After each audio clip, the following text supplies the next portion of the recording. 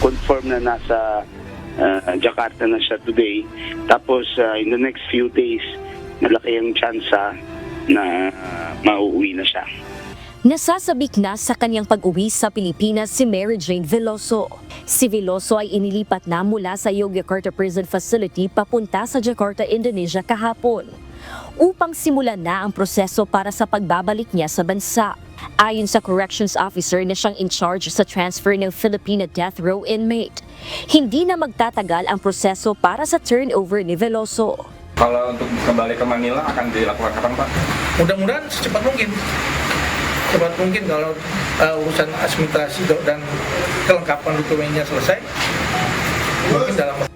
Sinabi naman ni Department of Foreign Affairs Undersecretary Eduardo De Vega na malaki ang posibilidad na makauuwi na ito ng Pilipinas sa mga susunod na araw.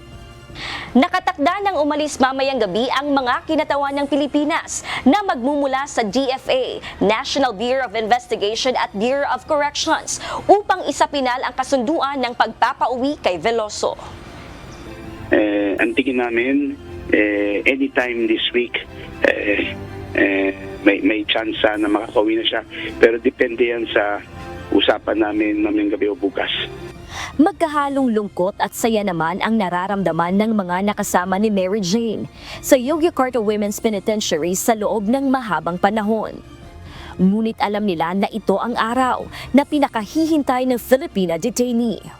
Kalau sebagai pribadi, Mary Jane cukup baik ya. Mampu berkomunikasi, bersosialisasi dengan teman-temannya dan mampu menjadi motivasi buat teman-temannya. Ya pasti ya kehilangan, bukan hanya teman-teman, kami juga kehilangan gitu. Karena teman-teman apalagi mungkin lebih lama dari saya, jadi merasakan rasanya seperti apa gitu. Tapi karena ini untuk kebaikan ya kita semua harus ikhlaskan. Kahapon nakatakda ng magtungo sa Indonesia ang mga magulang at anak ni Mary Jane para bisitahin siya.